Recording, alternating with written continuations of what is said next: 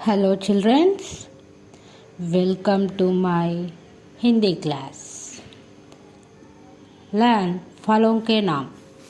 Fruits name: आम, mango, सेब, apple, अंगूर, grapes, केला, banana,